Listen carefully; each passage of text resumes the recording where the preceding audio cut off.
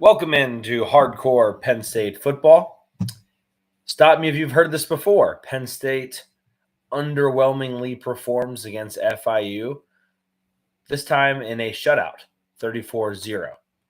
We will get to Drew Allar's performance, what needs to be done to improve, and also make ourselves feel a little bit better as Oregon quickly approaches. Have your fan questions, and we'll get to them as well. Let's get right into the show. Please make sure to subscribe wherever you're watching or listening.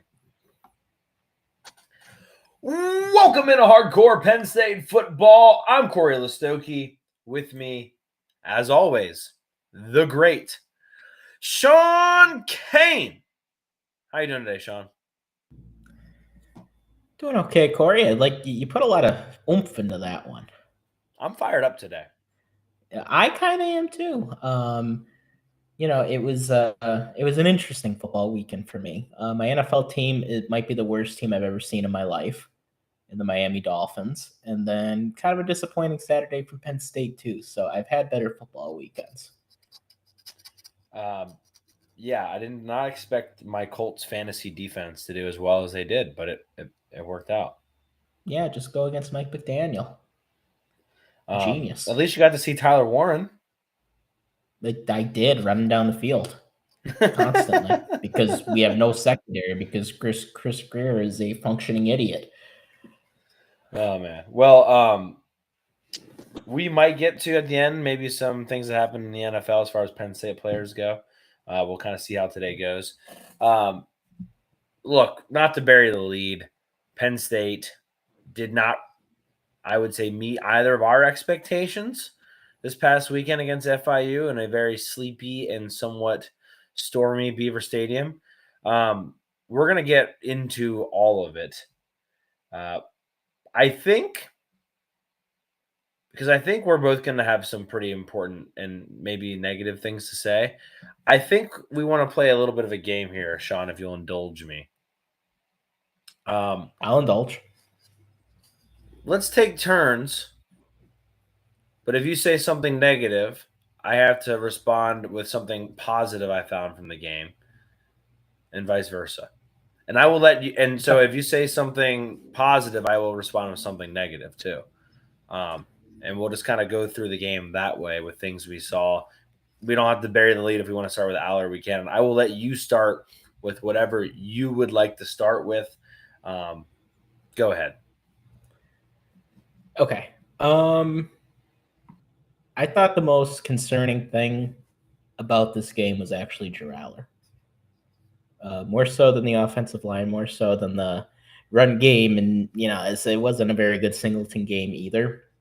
And the reason I say it was Drew Allar, it's not even that he had the worst game, but it's just that he keeps reverting back to old habits that should have been out of his system his first year starting. And people talk about the Singleton, the miss on the swing pass, which was a bad miss, but it's just everything after that. You see him kind of go, his body language is very bad, and then he gets to the sideline, and it was to the point that the sideline reporter pointed it out, and he just sits there with his helmet on, not even looking at the iPad. And keep in mind, we are not playing well at that point, and you kind of want your quarterback to be, checking it, looking at what he did and just moving on. And then if you want him to show any emotion, try to rally the troops or something. And let's be honest, guys. Do we ever see Drew Allar do that during games? We really don't. I'm not seeing the kind of leadership that I need to see from our senior quarterback on a team that I want that has a chance to win a national championship. I'm not seeing it. And I think this has been an ongoing thing with Drew. I think people have, and you know what it is too, guys? There's a segment of the population that think Drew Allar sucks, that do not think he's any good. Now, it's mostly people that don't watch him every week like we do, but the college football fan that only tunes in a few times a year, like when people wonder why people are so hard on Drew Allar, it's because of this shit. Like, really, it's because he looks so overwhelmed and he panics too much. And it's stuff, like I said, that should have been out of his system after his sophomore year. And we have said on the show, he got better last year. He did. And I'm willing to say that this could have just been an anomaly of a game. But it really shouldn't happen. Like, Saturday's performance really shouldn't happen. And I agree. He did get better as the game went on a bit. And the last thing I want to say about him, I want to refer you to Lana Tengwell's video from yesterday. Go to the 5-minute mark. He has Devonte Ross open down the sideline. And this is him thinking too much. Because he's thinking, I think I could read his mind a little bit. Oh, I'm going to throw up the 50-50 jump ball.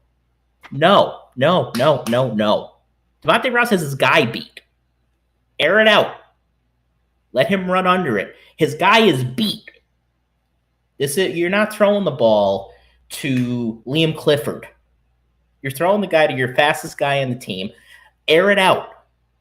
And I think, like I said, I'm kind of getting into his head a little bit. But I think he's thinking, oh, I got to throw up a 50-50 ball because coach told me that, well, we could have a 15-yard penalty, which we ended up having, to be fair to him. But no, that should be a touchdown because his guy is beat that bad. So it's just thing, and I felt like this Drew Allar rant was coming at some point.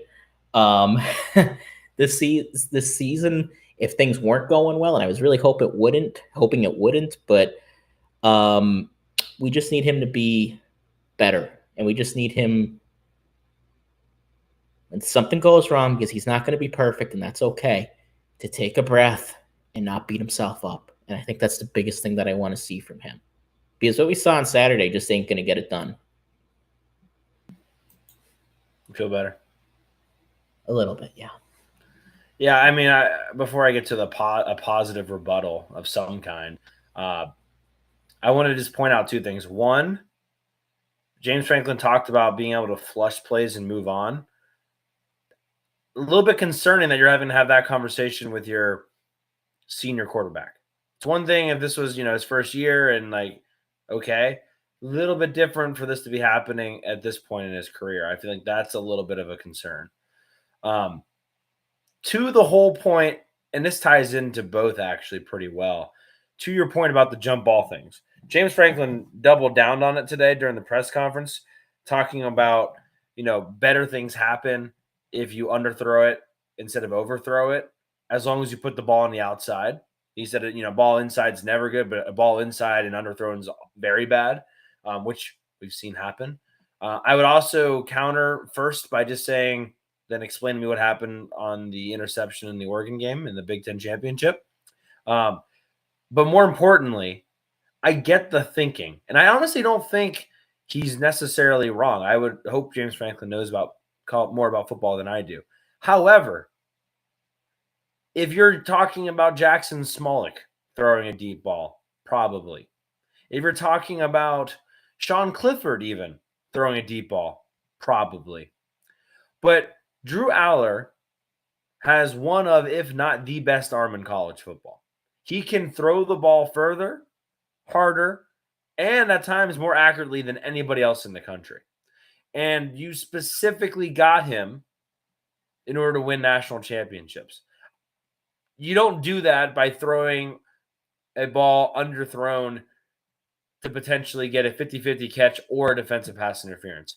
Throw the ball down the field and let your receivers that you went to the transfer portal to go get the ball. Yes, you may throw an incompletion every once in a while. But there are also a chance that Devonte Ross runs underneath it and no one else can even keep up with him, especially against FIU. And so my frustration in all of this is the lack, and I think there's two lack of confidences happening right now. There's a lack of confidence in Andy Kotelnicki and James Franklin and Drew Allar because we're running the ball on 3rd and 8 to set up a shorter 4th down instead of just going for it and seeing if we can pick it up. But there's also a lack of confidence, and I don't know if this is because of that interception in the Big Ten championship, but Drew Allar does not want to throw that ball up very often. Now, credit to him, he did throw it up once, and they had a defensive pass interference, and they had a touchdown. So maybe he's starting to get some of that confidence and trust in some of these new guys.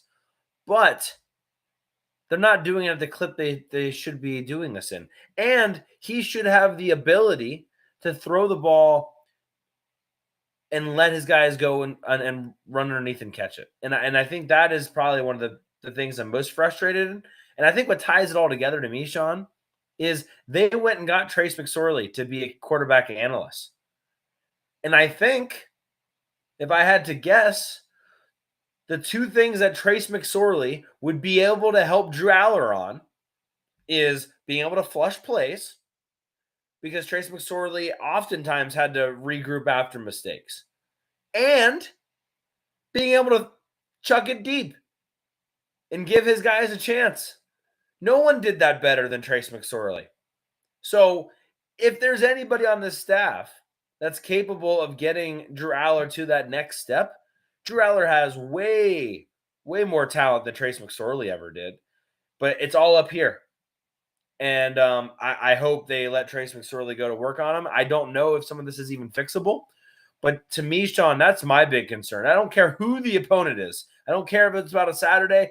You know, people are going to come on here at some point today and talk about, we're still trying to, we're rotating a lot of guys, and we haven't shown our hand yet. Has nothing to do with that.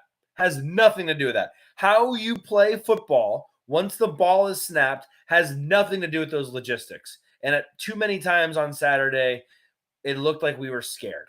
And if we look scared at noon on September, whatever it was, 5th, how are we going to be when we face Oregon? How are we going to be when we're in Columbus facing Ohio State? So to me, Sean, I completely agree with everything you said. And I don't think what we saw on Saturday is some sort of like brand new thing. We've seen this stuff before. And I don't get, when we finally have a quarterback with his caliber, we're not just letting it all hang out there and let it all go. And that concerns me. Yeah, we're rotating a lot of guys. Well, the two guys I had the biggest problems with that Saturday were Drew Allar and Nick Singleton. And we've seen a lot of football from both of them. But a lot of my problems with Nick Singleton are the same as Drew Allar, in that it's just things that keep coming up with them. You know, it's the same old stuff. Oh, Nick Singleton missed another hole that could have led to another touchdown. Hey, wait, we're not allowed to go double negative. Yep, you're right. So are you good on Allar for right now? Yeah. I mean, I'm sure we'll come back to Drew. So yeah, if you want to go negative now, I want to go positive. What's your positive? Yeah, you haven't gotten a positive. Yeah, I gotta go positive. Just kind of buried Drew a little bit.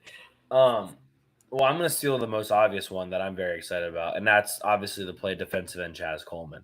I'm shocked. I went back and watched the film because obviously I knew he did some good things when I was watching in person. These are the stats I ended up with, which I don't know what his stat line is via PFF, which, by the way, PFF only said we only had one drop on Saturday, which I don't know what game they were watching. There were more than one drop. Yeah. Anyway, Chaz Coleman. I had, when I went back and watched it, 4 hurries, 1 pass deflection, 2 TFLs, a sack, forced fumble, and a fumble recovery. Now, there might be a couple more tackles, and I didn't count just straight up tackles. But I was very impressed. I would say this, and I was thinking about this literally right before the show started. No disrespect to Odafe Owe, because he's obviously turned it on since he's been in the NFL. But to me, Chaz Coleman reminds me of what we were hoping at the time Jason Owe was going to be, with a very lean pass rushing machine. And at 250 pounds, Chaz Coleman is very lanky. But in my opinion, already can do a couple things well. He's got a great spin move, hence the Chazmanian Devil nickname. He's got this really good hesitation step that he's starting to use into kind of a rip move. And what I was most impressed with against the run, he's setting the edge fairly well. For the blog, he literally just came out with a scouting report on a film report on him like 5 minutes ago. I got to watch it right before the show started. I was super duper impressed. We had mentioned obviously that he was nervous in game 1. I don't think he's nervous anymore. And to what Franklin said today, like he's going to get more snaps because they're trying to get the one and the twos and now the threes. Will come the Big Ten play. Franklin is just straight up like, we're going to probably play more ones and twos. So he's going to probably get more snaps and less than less. And so I'm very excited about what he's capable of, especially what he was able to do against the run. There's still some mistakes here and there. He got, caught looking a couple times, got caught with his hand in the cookie jar a couple times. But just from a pure athleticism and like oh my goodness, is he quick and is he going to be a problem? He's already there. Like he's way ahead of my wildest imaginations in August, which I thought we were being a little bit overzealous then. I don't know if we were enough overzealous. I mean, not only I thought, was he going to be good? But Sean, we're looking at potential like Big Ten freshman of the year, like potentially all Big Ten or at least honorable mention at this rate. Like I know it's FIU and whatever, but his pure athleticism and the fact that he's only going to get better as he learns and plays more football, the sky is the limit for Chaz Coleman. Yeah, and it was only FIU, but at the same time, I've seen a lot of freshmen play FIU or teams of that caliber not look as good as Chaz Coleman looked. So, yeah, I mean, I'm not ready to, name him the next Tom Bahali. But, yeah, I mean, he looks awesome. And, it's the variety, like the guy I think of was, and always a good poll, is Chop Robinson, except to be fair, like Chop didn't have as many moves as Chaz Coleman does.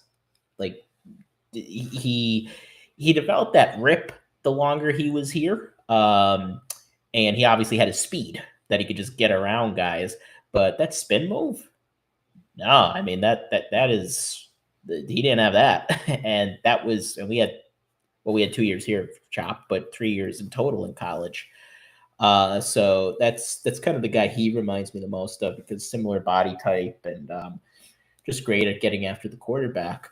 Yeah, I mean, sky's the limit for him. And I think I like him a lot better in this role where he could kind of come off the bench because with Zariah Fisher in front of him. And I thought Zariah Fisher played a good game, first game back. And I think there's going to be times where we put him, Durant, DDS, and Fisher at the field at the same time. I think Jim Knowles is big. One thing that I've seen with him so far is he's big in a position versatility, a lot like how Manny Diaz was. That's one of their similarities. So I think you're going to see a lot of packages with those four guys on the field at the same time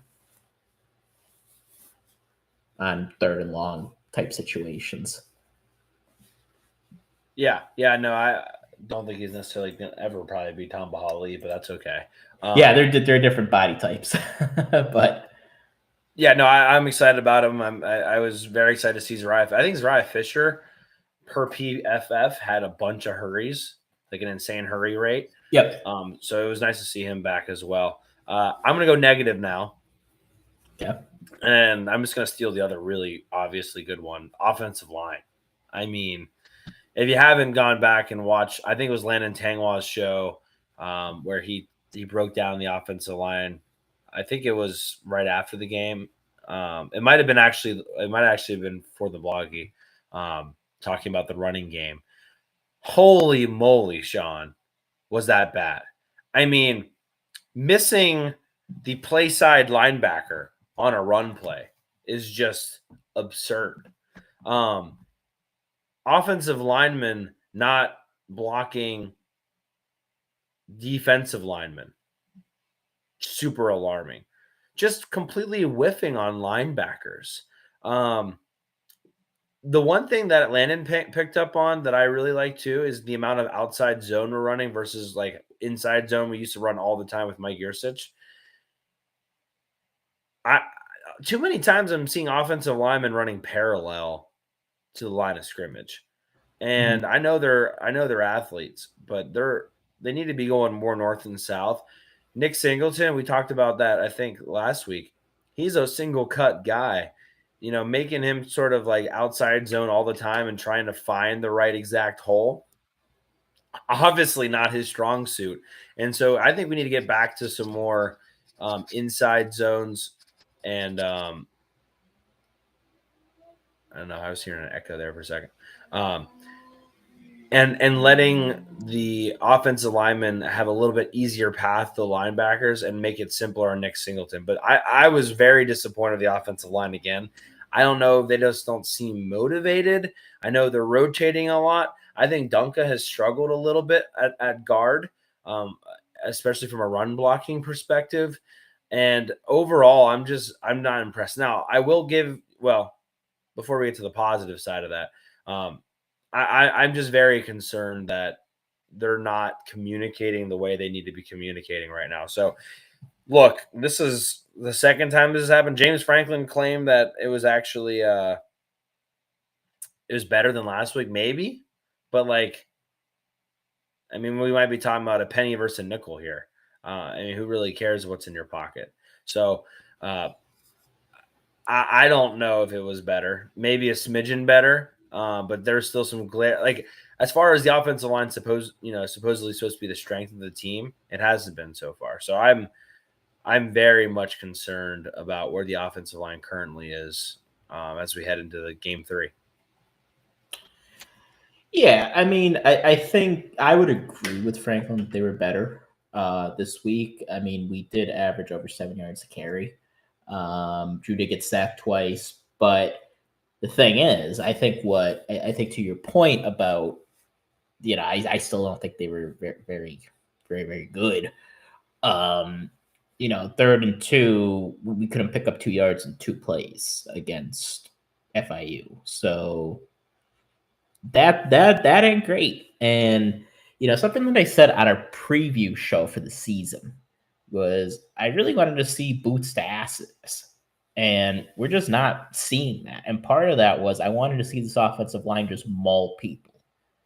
And whether it's scheme or whether it's, just complacency, I don't know. Or maybe combination of everything.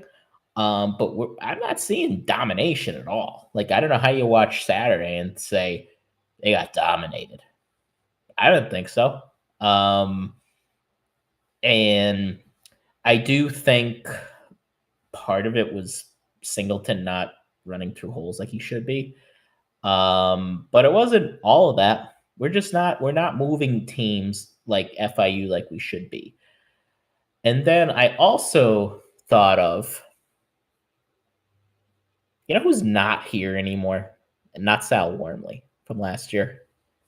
And we mentioned this briefly in the offseason. Who? Frank Leonard. Oh, the old Frank Leonard.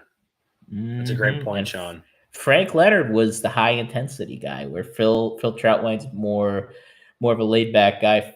They kind of balanced each other out. I love that. I love that so much. What could I say? This is why we pay you the big bucks. Oh yeah, yeah. Like, and you kind of think like Frank Leonard's there. Maybe after last week's performance, maybe he gets in their asses a little bit, and we don't look like we did on Saturday. And like I said, I do agree overall with Franklin that I do think we were better, but not where you need to be. And maybe it's, one of the things going into the season, Corey, one of the sayings that as I get older, I kind of hate is it's a good problem to have. Sometimes it's not, like the Donko versus Rucci situation. I just don't know if Donko's a good guard. And I've seen him play well at tackle, so I know he's a good tackle. He just might not be a good guard. And I don't think they're going to pull the plug on this. And we have the Abdul Carter example from last season where everybody was ready to move him back to linebacker, and he ends up being, in our view, the best defensive player in the country. So maybe you pump the brakes a little bit on that. But he hasn't played well either game. And I get he's learning and we're trying new things. But I haven't been impressed with him really much at all at guard. And the other thing is that the offensive line against Nevada, I still don't think played very, very. I don't think played. I thought they played worse than they did on Saturday. But we weren't rotating guys like we were against Nevada. Especially early on in the game, and we still weren't running the ball like we really should be. And Drew got hit. I think he got sacked twice. Yep. And generally, he was pretty clean a lot, but still, you shouldn't get sacked multiple times against FIU when you're supposed to be a Joe Moore award-winning potential offensive line. And I said at the beginning of the year, I think this offensive line is going to power this team, and they are not doing that right now. I just want to stop for a second. Appreciate everyone. The conversation is happening on YouTube right now. Please make sure you've already liked the video and subscribed if you haven't, which I believe you have to subscribe if you're talking, so I appreciate that. Joe Rogers says, I'm usually pretty positive, but this game should not have been a game. He does say, however, Georgia, Florida, and LSU made me feel better. We need to see 50 points and a dominant defense. So there you have it, Sean. Michael Edmondson says the offensive line missed a lot of blocks, and they said the players need to step up and demand intensity. I would say Frank Leonard, Sean, that's a great pull because Frank Leonard did bring the intensity. And that, to me, I'm going to start telling people that I was thinking that because I think that's a great, great point. And also a very terrifying one. So I think we have to kind of keep that in our back pocket. Before we get to your positive thing, Sean. Yep. I just wanted to say we got a 5-star review. I will read Apple Podcasts. Yeah, that is a positive. I will read 5-star reviews on the show. So please go over to Apple Podcasts, drop us a 5-star review, and I will read it on the show. This one's from Judy. She says, Penn State football enhanced by this podcast. Listening to this pod helps me learn more about this team every week. Love the hosts and how they're not afraid to be critical. Well, do I have an episode for you, Judy? But they're always fair. Like the return to the independent broadcasting, much more authentic. Keep up the great work. Thank you very much. Thank you very much. So please go over to Apple Podcasts, drop us a 5-star review. We'll read on the show. Sean, what's your positive to come back from my my negative there about the offensive line? Yeah, I'm going to go Zachy Wheatley. I think Zachy Wheatley saved a couple of touchdowns by himself on Saturday. And, you know, he is one of the guys kind of along with Dennis-Sutton this year that I wanted to see, you know, go from being average player to a good player to a great player to being a superstar. And I think he's starting to scratch that superstar surface because one of the things that we wanted to see him get better at was, and I'm talking now at the end of last year, he was playing well. But earlier in his career was, you know, having those touchdown saving plays, and he's having those. So I just think he's quietly played a really, really good game on Saturday. He only had a couple tackles, which kind of surprised me a little bit, but they were high impact plays, and I've just been very impressed with him overall. I thought the safeties in general played a pretty good game on Saturday. We've talked a lot about that other safety spot and how it's still coming along. And I thought they looked better. I thought the defense as a whole, you know, looked like they're still, and Franklin kind of talked about this too. Like he wants to see them flying around a little bit more. But I think that's a function of just playing in a new defense. And you could kind of see them getting it more and more. And I think you're going to continue to see that. Sean, I actually, when I was doing my rewatch, I made a Zachy Wheatley, where is it? Saving play count. And I believe I got to 3. So he had, there you go. He had 3 literally touchdown saving plays. Obviously the 2 were back-to-back on the tackle. And then also on that great play on the ball to get the incompletion. But there's another tackle earlier in the game also that he got one. Yeah, and I agree with everything you said. Zachy Wheatley has been great and very needed. I think Franklin mentioned that during a press conference today that it's harder to get fresh guys in or rotate as much in the back 7 compared to the front 7 because, if they mess up, it's probably a touchdown. If you mess up a defensive tackle, maybe someone at linebacker, maybe at safety, someone at safety cleans up for you. If you didn't have Zachy Wheatley back there, you probably give up 6. So Yep. a little bit harder to make that rotation. Zakee Wheatley's been great. I wanted to mention too, Deshaun Lane actually outsnapped ABS, I believe, on Saturday. So that's an interesting kind of development there at the safety spot. But all in all, again, I don't feel any better or necessarily worse about the safety position as a whole.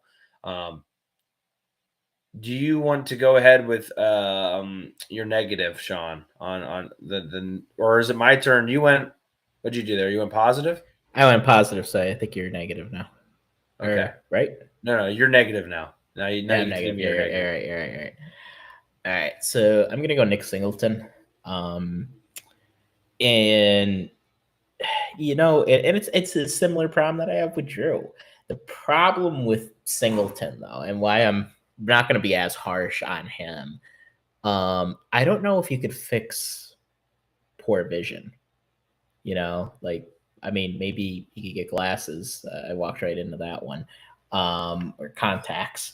But when I think everybody, either at the stadium or watching on TV, I think we all lost our collective minds when he didn't cut up field, when he had a huge hole opened and he ran into his blockers and the defenders. Like, I just don't know what he sees there. And again, like I just, and this is just something that he does. Now, I thought he was better last year with it than in 2023. Like, he definitely had a nice bounce back year this year, or in 2024. I'm hoping this season, that's just kind of an anomaly. But he didn't play particularly well against Nevada, and I didn't think he played well this week. So I'm just hoping we're not reverting back into 2023 Nick Singleton.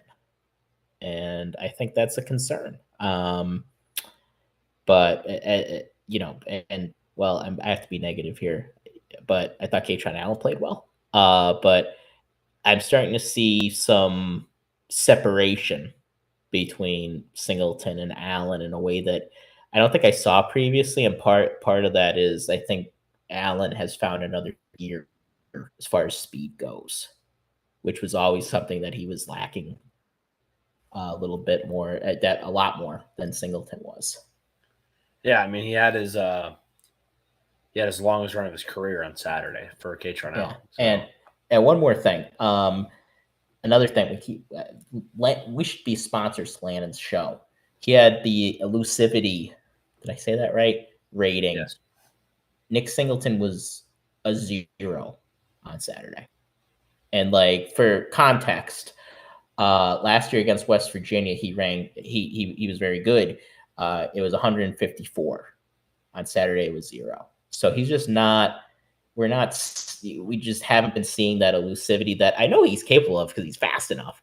But it's just making guys miss in the open field, which is always something he struggled with. Poor vision, which is something he struggled with. And really, like, it's one of the reasons I'm not too sure about him at the next level is, his straight, vertical speed. He's great. But I just worry that sometimes that's the only thing he's really great at, is that straight speed as far as running the ball goes. Now, there's some things he is really good at, like he's good catching the ball generally. He's gotten better as a blocker. But as far as running, like, not having great vision and not making guys miss, you're not going to be around long in the NFL with that. And it's going to be hard for you to stay with Kaytron or ahead of Kaytron, or get ahead of Kaytron, I should say, without those skills. I think it's obvious. Like, you can really grade the offensive line based off of if Nick Singleton had more rushing yards or if Kaytron Allen had more rushing yards. If the offensive line was doing well, Nick Singleton's going to blow Kaytron Allen out of the water. But if the offensive line's struggling, Kaytron Allen's going to have way more yards than Nick Singleton. I mean, it's just the way it is, because Nick Singleton needs that hole, and then in order for him to explode. Franklin talked about Nick Singleton just kind of overthinking. Again, I would kind of wonder. But why? Yeah. That drives me nuts. At this point in his career, why that is still potentially. I mean, I think Mark Brennan said it best today. He has over 3,000 rushing yards. He knows how to do these things.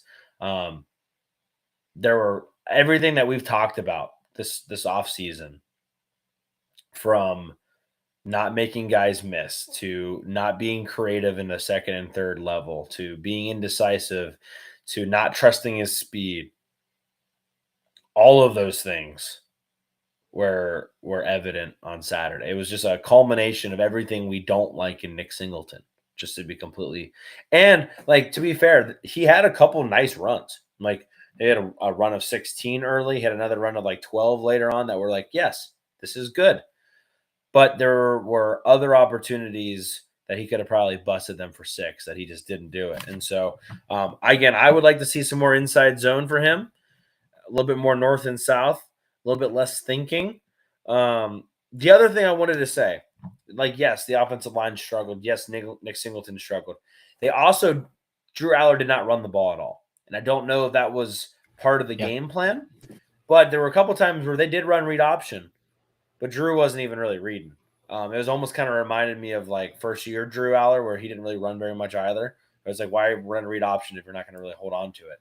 So I wonder too, like, if you would have pulled it a couple times, that would have helped the balance. Like, think about when Bo Prabula came in, and his threat of running opened more things up for Nick Singleton.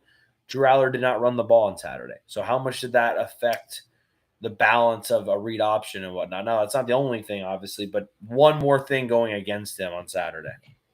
That might be by design too. Yes. Because against Nevada, I would probably agree. I think Drew Allar took too many hits in the open field. There was one hit in particular that I went, ooh, and I just waited for him to get back up. So I think that could have freaked Franklin and Andy out a little bit. So I think part of that might be by design. Because all off season they were talking about running Drew more, and I think you're going to see that, just not right now.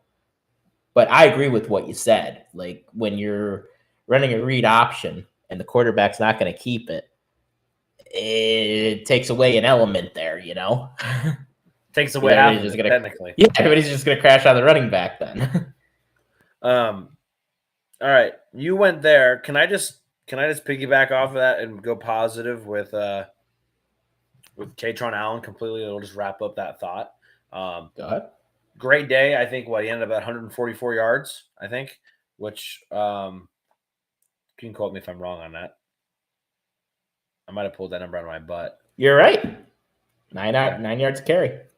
Obviously a massive run there. Even on the run that he scored on, Penn State didn't block correctly at all. He just happened to be fast enough to beat the linebacker to the edge. Thankfully, Khalil Dinkins and Luke Reynolds blocked very well on that play. Just bulldozer both of their guys. And then Traver Pena and Kyron Hudson did fantastic down the field. Kyron Hudson, look, I'm on the Kyron Hudson train. I think people have, if you've been listening the last 2 weeks, you know that now. Traver Pena as well, doing very good things. Kyron Hudson comes in here, was a former captain. If things get turned around here and things go very well for Penn State, I'm going to be pointing to Kyron Hudson a lot, because yes, he catches the ball. I think they go to him a lot. Allar especially goes to him a lot when they really need just like move the sticks. But he's also doing the intangible things correctly. I mean, he is like, he's what you wanted in a wide receiver from a captain perspective, but also from a production perspective. Yeah, I think Kyron Hudson's been awesome. And yeah, I took note of that too on Singleton's run. Him and Pena are just stride for stride with them right down the field. And that's really what you want. And, when in the offseason, one of the things that Franklin and I remember Kotelnicki talking a lot about was how great Pena and Ross and Hudson had been off the field. And one of the things that James Franklin always noted was they were all captains.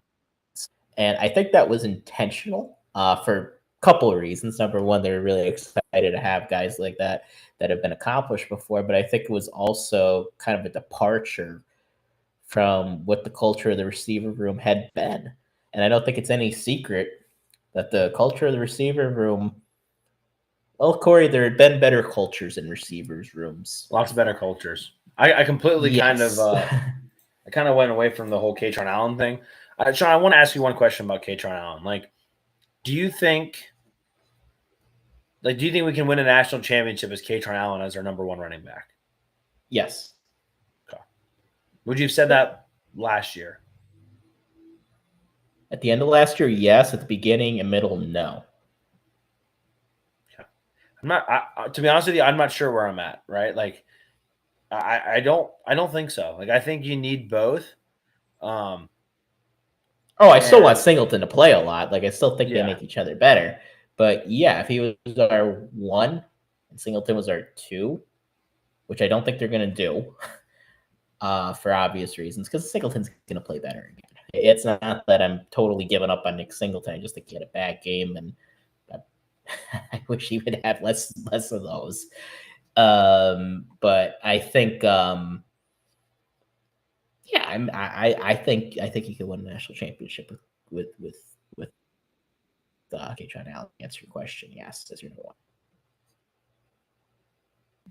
Like, was Blake Corum that much better than him, Corey? Probably not. I don't think he was. Yeah, that's what I mean. Now, Donovan Edwards helped make him better, and then Blake Corum left, and we found out Donovan Edwards really wasn't that good. So I think I saw some. You know what I mean? I saw some bitter Ohio State fans that are saying that Jim Knowles is the only reason that Donovan Edwards is any good, which I thought was kind of funny. Not hard to disagree. I want to go negative wise, and I think we're getting to the point now where we're not overly negative on some of this stuff. I just want to talk about the linebackers next. Not again because I think they were necessarily bad, but I didn't think they had some good moments. I think Tony Rojas just kind of epitomizes good moments and bad moments. I thought Amari Campbell didn't have a great game. He had, again, a couple good plays, but he was in the wrong gap a couple times. He missed a tackle one time. That was really bad. Dom DeLuca obviously had a blocked punt, but necessarily didn't do great. Anthony Specca, again, I thought was a little slow and just kind of didn't have loose hips.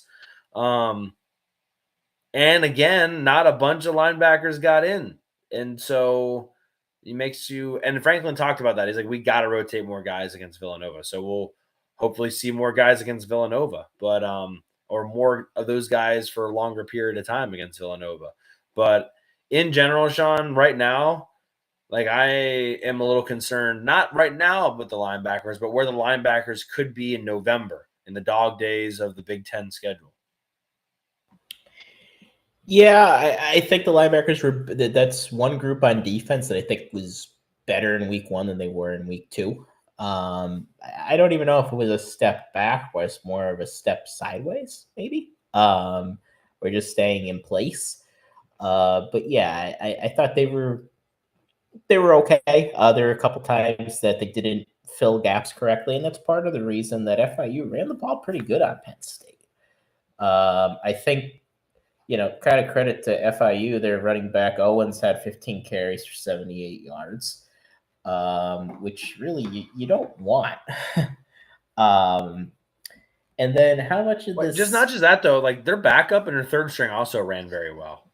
Like I thought Owens was really good, but their backups were also doing way too much, in my opinion. Yeah, and what's gap discipline, Corey?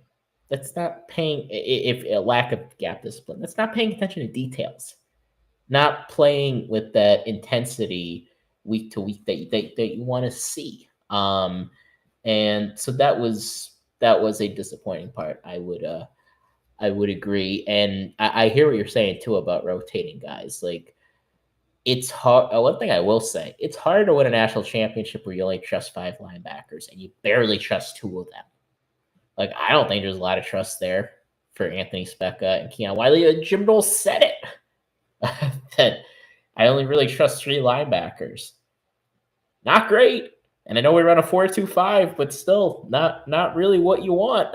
We ran a lot of 4-3 on Saturday, We by run the way. a lot of 4-3. Yes, it's not an exclusive 4-2-5 defense. We run a lot of 4-3 against Iowa. We're not going to be in a 4-2-5 very much, and that's going to be true of some other opponents that we play too. So, yeah, a little bit of a concern. I still think Rojas and Campbell are going to be all right.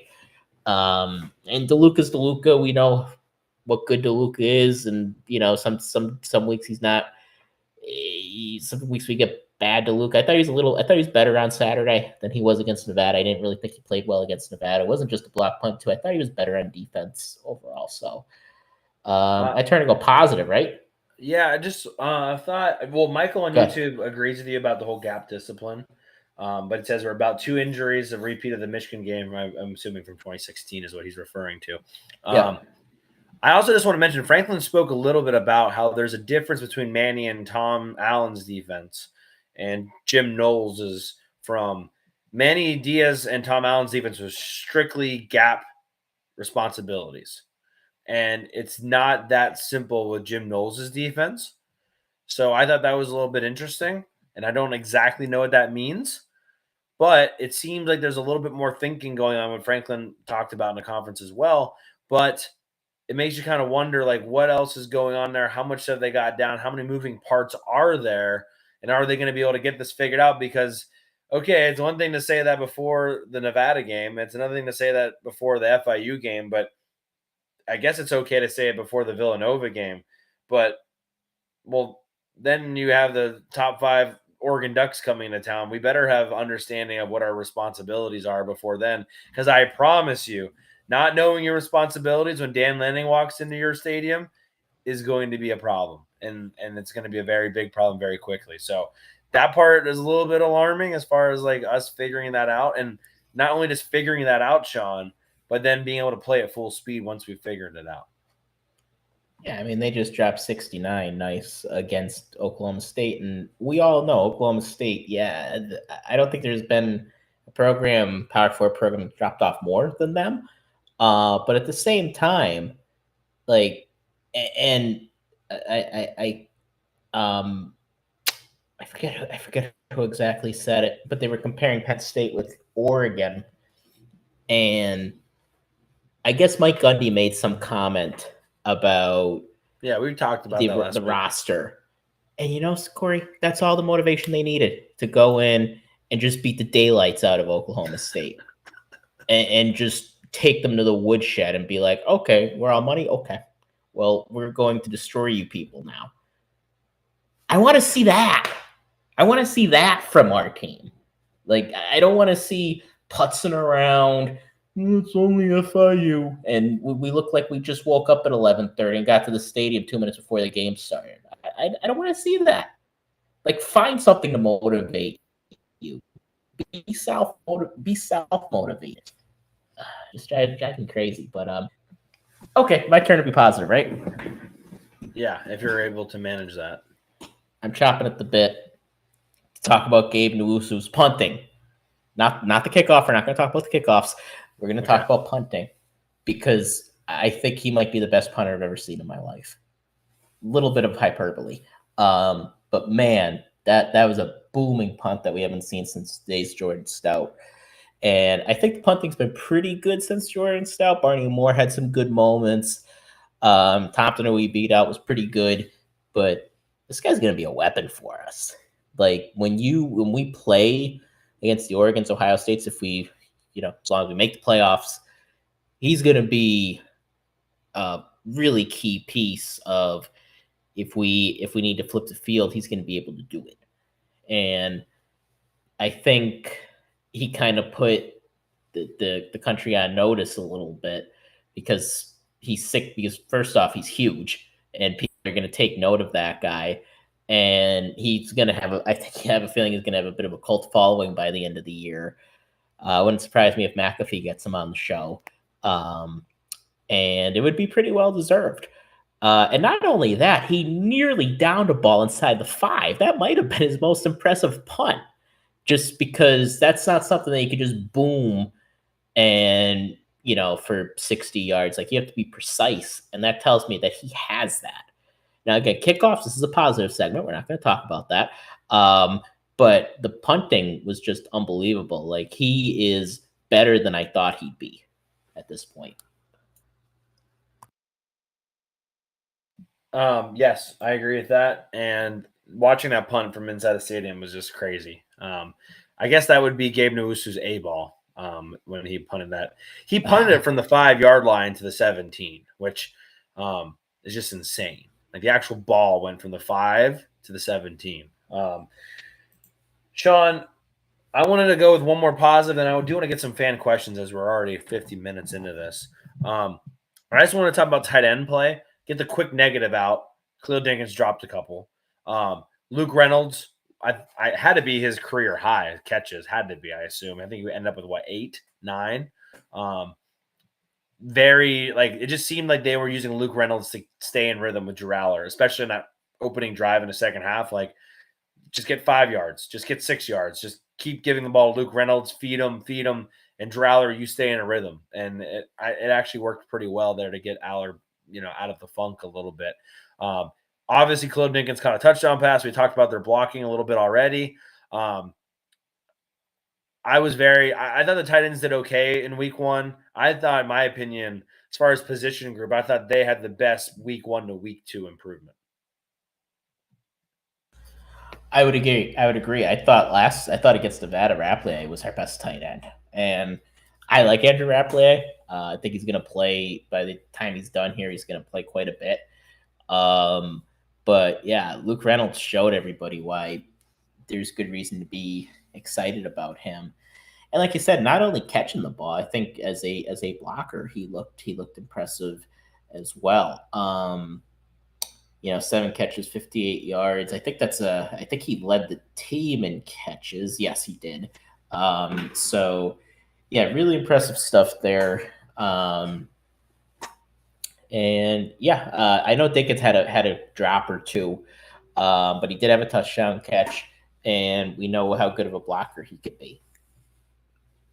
I just wanted to say too that like Allar's touchdown pass to him, I think we do need to give Allar a little bit of credit. Like, that was a nice pump fake and then a nice touch pass. That was how many times on those touch passes, Sean, do quarterbacks leave that short and it gets picked off? I don't think it was Allar who did that, and I don't even want to say it was Clifford who did that. But there was a quarterback not too long ago that tried to do the cute little touch pass like that, and they just threw a pick right to him. And it might have been Allar, might have been Clifford. I couldn't even remember.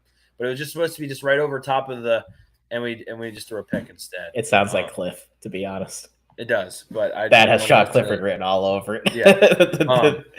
Sean, I'm going to do something quick. I'm sure you have other thoughts, but I do want to get to some fan questions. So let's do this. I'm looking at the time right now. Let's go back and forth. Just any other random quick thoughts you wanted to mention, we'll just kind of fire away, and we'll take turns.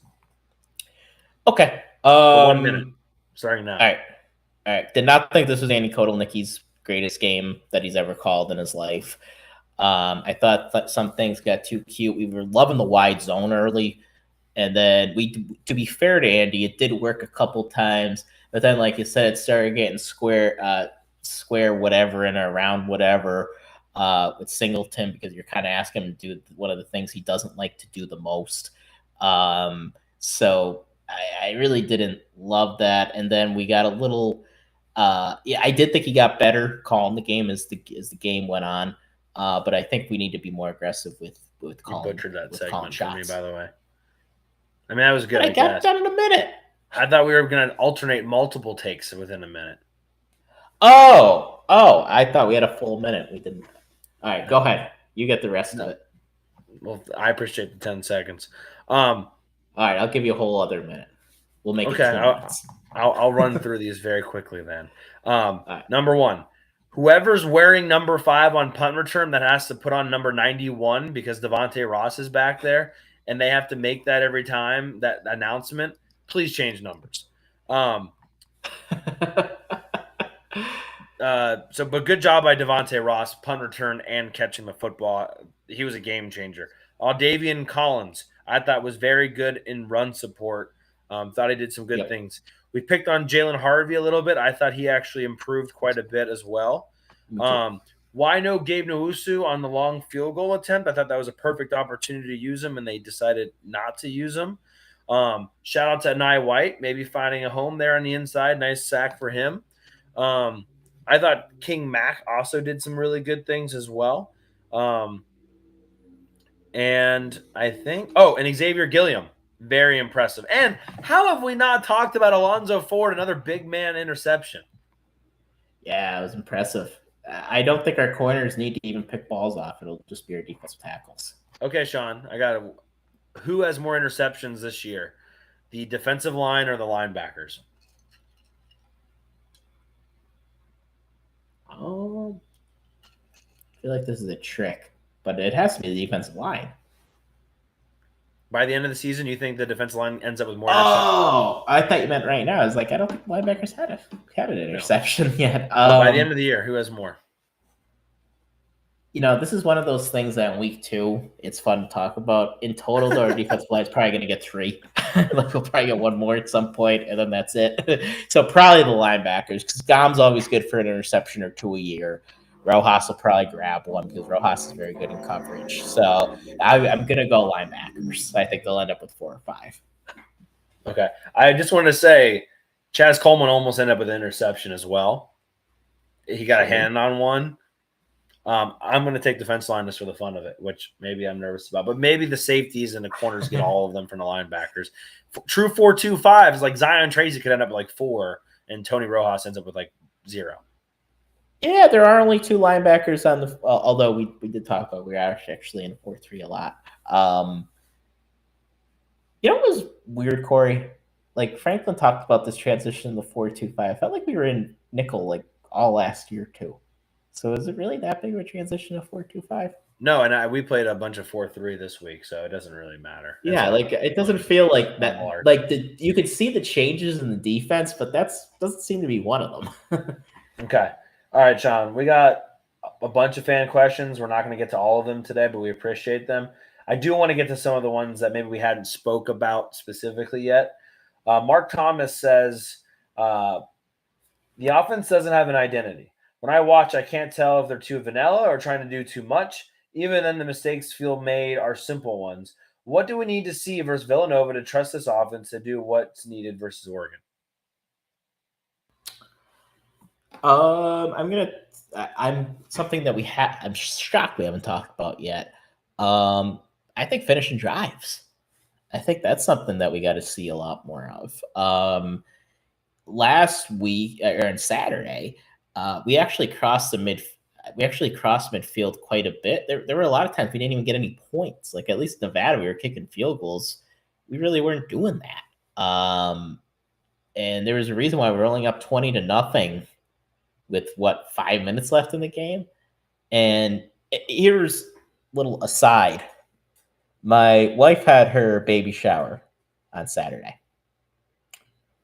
And I walked into the second half of the game and everybody's like, wow, Sean's in a bad mood. And it was because I was watching this and I was thinking, oh my God, my team's about to win like 20-3 against FIU. And thankfully that didn't happen. We ended up winning 34-0. But in long-winded way of saying, just finish drives, put points on the board. And I think that starts with the offensive line just playing better. I think that's the biggest thing is on third, and Franklin talked a little bit about this too, getting first downs on first and second down or having 3rd and 1s.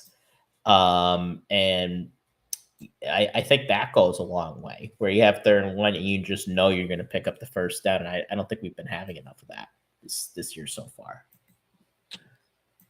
Yeah, I agree with that. I said this year I was going to take stats on the maroon zone since we can't get those. I haven't, but I am assuming we have not done a very good job at taking care of that. Mark Thomas, Mudbug asked about finishing drives specifically. So we sort of answered that question. I think the offensive line has a lot to do with that. And then I think the rest of it, quite frankly, is just running the ball a little bit better and then being more consistent, like Drew Allar making those simple throws. I want to get to this question, and this is from Will Gamble, Sean. He says, do you think Franklin started the wrong quarterback the last few years? Seeing as Bo Perbula won the Wisconsin game for us, and he just had a better game than Drew Allar has ever had. Missouri beat Kansas this past week, and he has back-to-back 300 yards passing. Sean, I know it's early to be having this conversation, but honestly, I think it's probably a good time to have it. Did we make the wrong decision? Should we be playing Bo Perbula right now, and should Drew Allar be playing for Wisconsin or wherever he may have gone? Do you say Wisconsin because he's built like a typical Wisconsin quarterback? I cannot confirm or deny.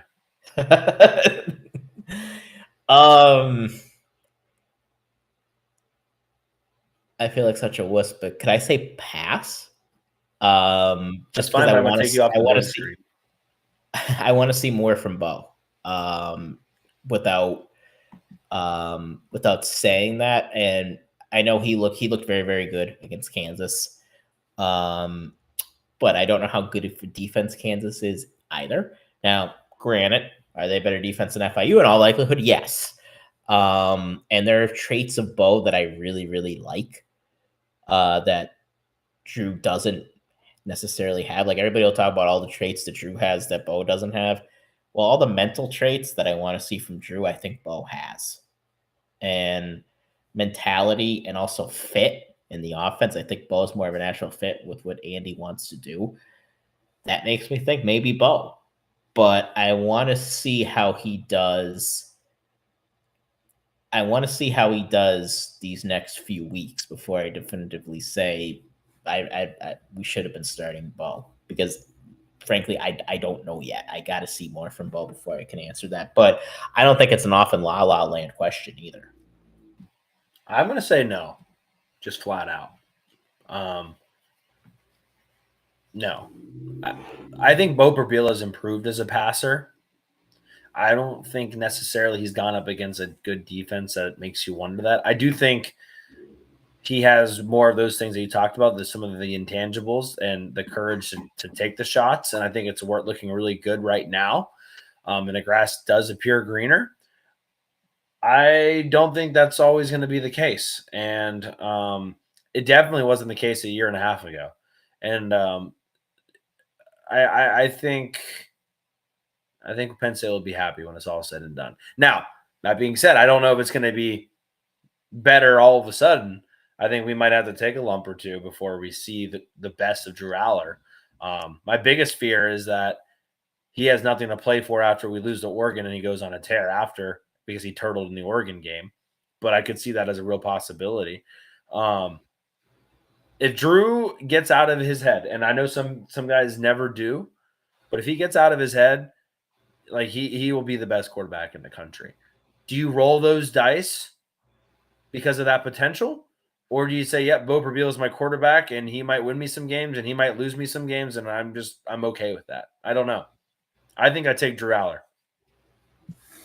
Yeah, remains to be seen. And look, I picked Penn State to win a national championship. And I guess a good way to ask this, well, a good way for me to answer it, I should say, is do we have a better chance of winning a national championship with Drew Allar as our quarterback versus Bo Perbula? I think the answer is clearly Drew Allar. So I guess in that way, Drew Allar. Because I am not sold at all that Bo could be that kind of quarterback, whereas Drew Allar, yeah, he can be. He just needs to get out of his, like you said, get out of his own head, because about 90 to 95% of his issues are mental. So if he could just clear those mental hurdles, and I know you brought up Trace before, which is a good point, but Trace also can't get inside his head. You know, a lot of this is on Drew to fix. He's got to do it. He's got to be the one to do it, because Trace McSorley can't get in his head. Danny O'Brien can't. Andy can't. And Franklin can't. It's got to be him. Just get out of your head somehow, some way. Michael on YouTube asked, are are we trying to get the ball to too many guys? Are we trying to? And I think honestly, Michael, I think right now, yes. Like Franklin straight up admitted that they were trying to get a touch to everybody during the Nevada game. I think that part, and this is a good segue into the last thing I wanted to talk about tonight, Sean. Right now, I think, yes, they are trying to get touches of specific guys that get out in the field because they're trying to get some familiarity, trying to get some people involved, shake off some rust, et cetera, et cetera, et cetera. That being said, Sean, and I think we've had to say this every year since we've been doing this, Penn State nor anybody else holds on to their good plays until they play Oregon or until they play Ohio State. They don't have the explosive handbag play walking around and they just decide to pull an explosive play out in key moments. Now, are there plays that they may like in specific situations? Sure. But I had a high school coach all the time. He would always go around and ask, everyone on a team, hey, if we had one play and we needed to score a touchdown on, what would it be? And, a kid would say that. And then he'd go ask that kid, and the kid would give him a different play.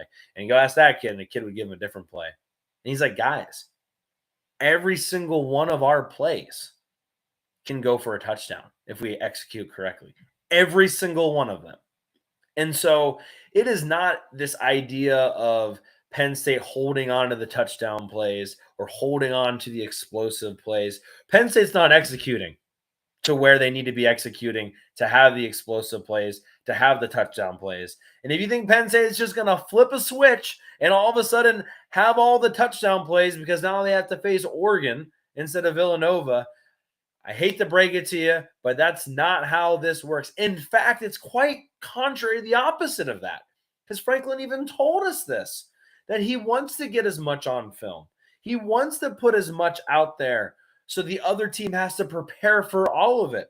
Don't you think if we could have had a couple more explosive plays to put on film to make those safeties think twice before they stack the box against Nick Singleton and Katron Allen, Franklin would love to do that? So no, for probably not the last time, Penn State is not holding on to some of their best plays or the explosive plays or the touchdown plays. It's not how that works. And I get it because everybody wants to have some optimism and wants to, some way to cope on the disastrous performance we watched at times on Saturday. But the bottom line is we didn't execute to where we needed to. And it's not because Andy Kotelnicki's keeping everything up his sleeve. Think it was disastrous? At times. Okay. I'm not disagreeing. That's a big word. When you have to use and not even able to use correctly fourth downs to convert against FIU religiously, that's a problem. And by the way, they weren't able to convert on a lot of those either way. Yeah, I would say at times it was disastrous. Okay. But you're right, it is a big word. It's a big word. But they were booed. That's why we use them sometimes. They were booed. I heard the boo birds from my TV, and I was like, ooh, the boo birds are out. Yeah, they were booed. You have to remember, half the stadium is Eagles fans. I always think about that. I'm like, yep, there come the Eagles fans. Yeah, I have to remind myself of that myself. If you're watching live, please make sure to like the video and subscribe on YouTube. We really appreciate it. We're moving quickly in the world of YouTube. Podcasts, you guys are doing great. You're listening. You're subscribed there. We appreciate it. The numbers have been fantastic there as well. We'll wrap up with a fun question, Sean, from our friend Michael Higgins on YouTube. He says, hey, guys, first time. I think he meant to say first time question, long time listener, but he didn't. He just said first time, long time. Do you think that Villanova football, this is a good transition to the Villanova week. Do you think Villanova football would be better with Jay Wright as the coach, or Penn State basketball would be better with James Franklin as their coach?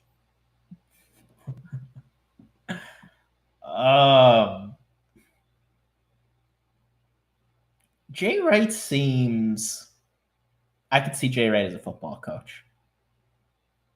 Like he kind of has that aura about him, don't you think? So I'm going to go Jay Wright. Yeah, I can't really see James Franklin as a basketball coach. Like James Franklin just screams football coach to me. I'm going to go James Franklin as a Penn State basketball coach. All right. And for 2 reasons. You muted yourself. Thank you. Scaling. So number 1, scaling. Jay Wright, very good at coaching 14 kids? Mm-hmm. Franklin coaching 100 kids. Now you're going to tell him he only has to coach 14? That's a lot easier to go from a lot of kids to less kids versus Jay Wright having to go from teaching 14 kids to 70 kids or 100 kids. Basketball stats are a lot smaller, though. Yeah, but that's okay. And number 2, James Franklin as a recruiter. I don't care what sport it is. I don't even care if it's a sport. James Franklin can go recruit a team tomorrow to do anything. Work the lunch line at the local middle school. Like he could go recruit. I guarantee you, they had James Franklin on their staff, Penn State's basketball staff, they would immediately recruit at a higher level. And say what you want about James Franklin as a game day coach. Penn State basketball struggles sometimes just the fundamentals. I don't think that would happen anymore for James Franklin. They may not win as many games. They may lose games. But you know what? I think James Franklin cares about the little things. I think that would get cleaned up. Would they have fun? Probably not. But I would take James Franklin as Penn State's basketball coach. Also, you don't have to do much. Like the bar is already as low as it possibly can be. Would you take James Franklin over Mike Rhodes as a basketball coach? Maybe that's the real question here. Just have him coach basketball too. I mean, for the amount of money we're paying him, I think he could consult.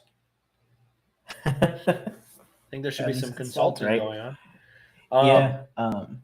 We did not get to Penn State in the NFL. Tyler Warren, good day. Saquon Barkley, good day. If you want something funny, look up either Nick Scott, Theo Johnson. Sean, do you remember who the third player? Jair Brown. Look up either 3 of those guys on Twitter/X, and you will see some very angry fans about those. Yeah, they did not have a good day. No, they had 3 really bad days, and I always search players to see if they did anything or if anyone's talking about them. Not good. So anyway, I'm not gonna go through and read those, but if you want to laugh at something, just search either 3 of those guys, and you'll have a good time. Miles Sanders is officially a corpse too. I hate to say it. Yeah. Like he's just not. He lost. I think when you're a speed back or you're a guy that relies on making guys miss, as soon as you lose half a step, you're done. And I think that's what happened with Miles, unfortunately. Can you believe he came out after Saquon? Like that just shows you how much of a freak Saquon is. I know, that's just Saquon. My brother and I were just talking about that. Like Saquon's a little older, and you wouldn't know it. But the thing is, I think Saquon's just so well rounded because I would even make the argument, Corey. You may disagree too. I think he's even a tad slower than he was like his last year at Penn State. But you wouldn't know it because he's such a complete football player, Saquon. Where Miles just wasn't as well rounded. I really liked Miles when he was here, but he just didn't have that. Also, Abdul Carter did block a punt his first game, and he had a sack as well. So, did they give him a sack for the? Did he have a sack, or was it a sack because of the intentional grounding? No, I think there was a guy. Now it might have just been a half sack too, because he was just kind of there to clean it up. But he did have that block punt as well. So okay, yeah, he looked pretty good. He was also being double teamed most of the game. And when you're on a defensive line with Dexter Lawrence and you're the rookie getting double teamed, that says a lot about you. Okay.